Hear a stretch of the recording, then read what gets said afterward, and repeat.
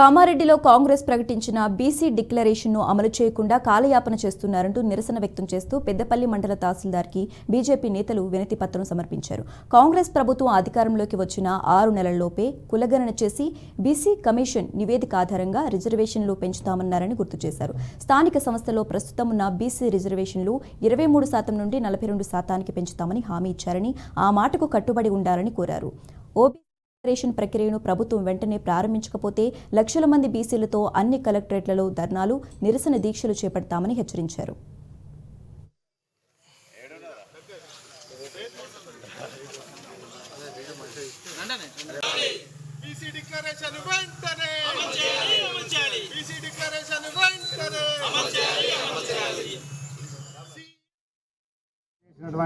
ప్రస్తుతం ఉన్నటువంటి మన ముఖ్యమంత్రి రేవంత్ రెడ్డి గారు 100 రోజులలో బీసీ డిక్లరేషన్ చేస్తా, ప్రతి ఓబీసీ కులానికి న్యాయం చేస్తాం, యాదవులకు ఏవైతే 2వ విడతలు కట్టినటువంటి డీడీలు ఉన్నాయో వాళ్ళందరికీ కూడా గొర్రెలు ఇస్తామన్నాడు.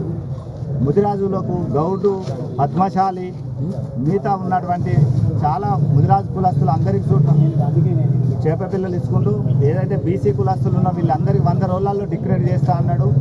ఆయన ఇవాళ ముఖ్యమంత్రి అయి దగ్గర 7 నెలలు కావస్తుంది. ఇప్పటికి కూడా ఎలాంటి బీసీలకు కనీసం న్యాయం చేయకుండా ఏ కులస్తునికి ఇచ్చేటువంటి చేతివృత్తులు కానీ ఏది కూడా అమలు చేయకుండా